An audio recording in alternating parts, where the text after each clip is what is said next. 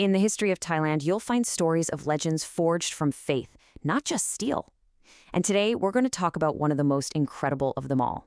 This isn't a story about an amulet born in a temple. No, this one was born from the very heart and hands of a king. This is the legend of Phra Somdej Chitralada, the strength of the land.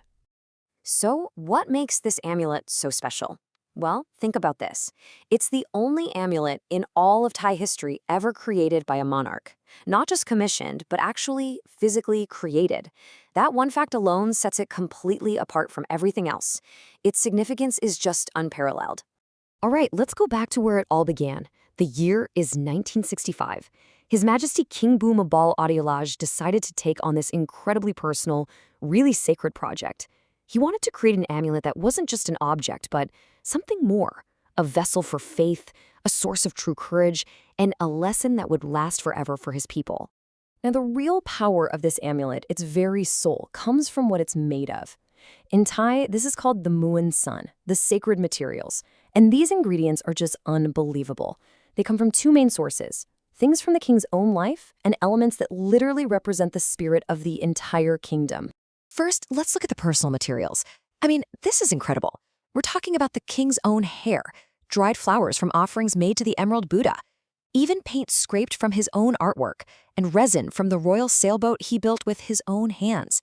Every single piece is a direct link to the king, filled with his personal devotion. So you have the personal connection to the king, and then you have the connection to the entire nation. Just imagine this. Sacred soil and moss gathered from holy places in all 71 provinces, gold leaf and incense powder from the most revered Buddha statues, water from sacred wells used in coronations. They even brought in holy elements from pilgrimage sites in India and Sri Lanka. It's like the spiritual essence of all of Thailand, nation, religion, and monarchy was woven into each and every amulet.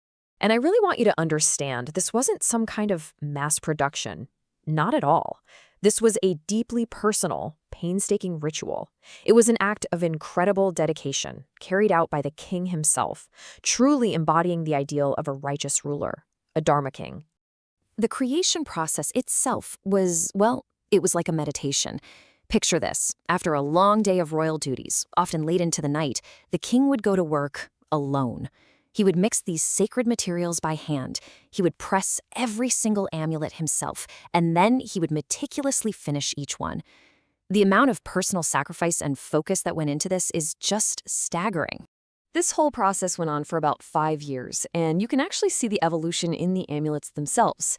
The early ones, from 65 to 66, you can often see strands of the king's hair in them.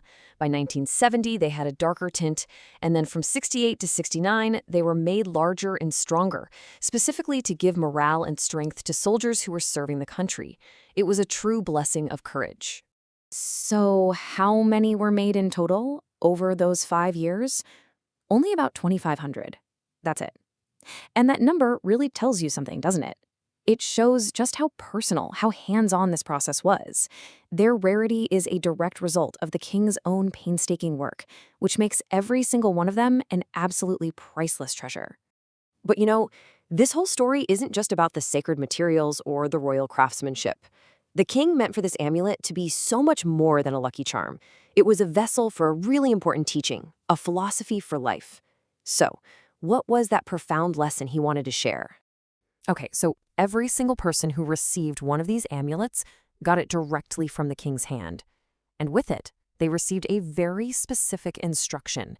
This wasn't just some random rule. It was the key to unlocking the whole meaning behind the amulet. And that instruction was to apply gold leaf, but only to the back of the amulet before worshiping. This is the heart of the lesson. It's a philosophy known as placing gold leaf on the back of the Buddha, and it's a powerful, physical reminder that doing good isn't about getting praise or showing off to anyone. It all comes down to this. The real reward isn't fame or money. It's the quiet, inner satisfaction you get from knowing you've done your duty, selflessly, and with everything you've got. The service itself, that's the reward. Because of this profound philosophy, the amulet earned another, equally powerful name.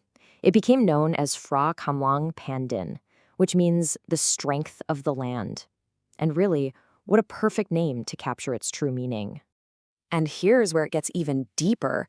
The king's own name, Bhumibol, literally comes from Bhumi, which means land, and Bol, which means strength. So the amulet's name was a direct reflection of the king himself. In name and in spirit, he was the strength of the land, and so was this amulet.